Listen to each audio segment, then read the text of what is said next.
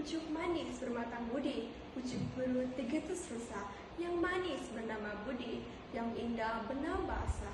Terima kasih pengacara manis yang berbahagia, kombinasi para juri yang arif lagi bijaksana sebagai penegak keadilan, penjaga masa yang budiman, dan seterusnya. Hadirin hadirat yang saya kasihi sekalian, salam sejahtera pembuka bicara. Berdirinya saya di atas bersada indah ini tidak lain dan tidak bukan kerana ingin menyampaikan sebuah pidato yang bertajuk Sukan Memartabatkan Negara.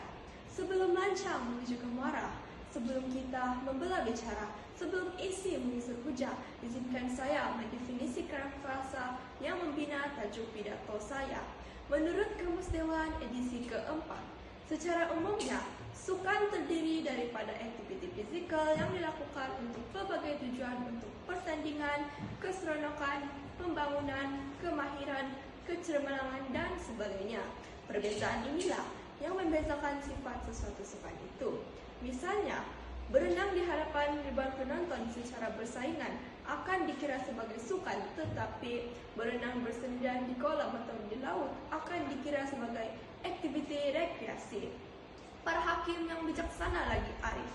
Wacana saya yang pertama, sukan dapat melahirkan insan yang cergas dan cerdas. Memang tidak dapat disangka lagi, sukan akan melahirkan insan yang cerdas dan cerdas.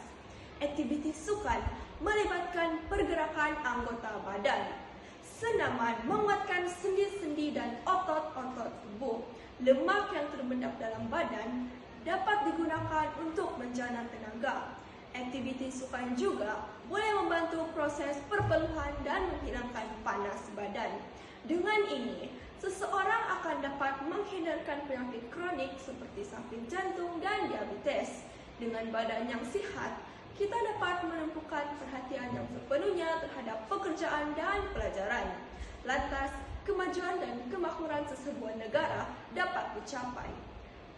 Para juri yang harif lagi bijaksana.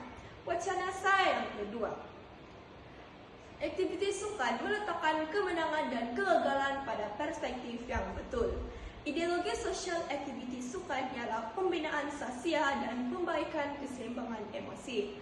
Melalui sukan, kita dapat mempelajari apa itu menang dan kalah. Oleh itu, sikap bertolak ansur dapat dilahirkan. Kepribadian yang unggul juga dapat dilahirkan kerana sukan boleh menghasilkan semangat yang positif dan ingin berjaya serta perjuangan yang kuat. Selain itu, kegiatan sukan juga boleh membentuk tingkah laku disiplin dalam kalangan seseorang individu. Ini adalah kerana setiap permainan mempunyai peraturan tersendiri yang harus dipatuhi oleh setiap peserta yang terlibat. Para juri yang penuh kesabaran dan pertimbangan. Wacana saya yang ketiga, sukan sebagai alat perpaduan dan perpaduan antara bangsa. Malaysia terdiri daripada pelbagai kaum dan kumpulan etnik. Aktiviti sukan melibatkan pelbagai etnik yang menyediakan peluang untuk bekerjasama dan saling memahami di samping mengeratkan hubungan antara satu sama lain. Kegiatan sukan juga boleh menyumbang ke arah perpaduan dan mengikis segala gejala sosial yang kurang diingini dalam pembangunan negara seperti diskriminasi, pengasingan, dan sebagainya. Kegiatan sukan juga dapat mengurangkan kos perubatan rakyat. Bersukan dapat menjadikan tubuh badan seseorang individu menjadi sihat dan cergas.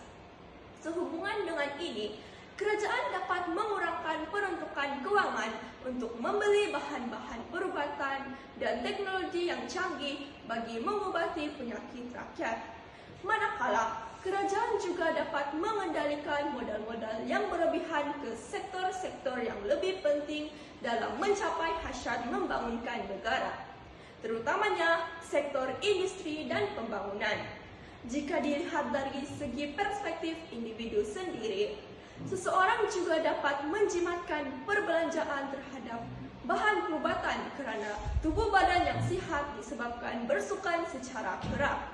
Hadirin, sebelum saya mengundur diri, ingin saya tegaskan di sini bahawa kegiatan sukan jelas dapat memartabatkan negara dan mengharumkan nama Malaysia di persada antara bangsa. 10 jari diserlakan, Memohon maaf kalimat keramat, amalkan sukan badan sihat. Dek kita badan selamat.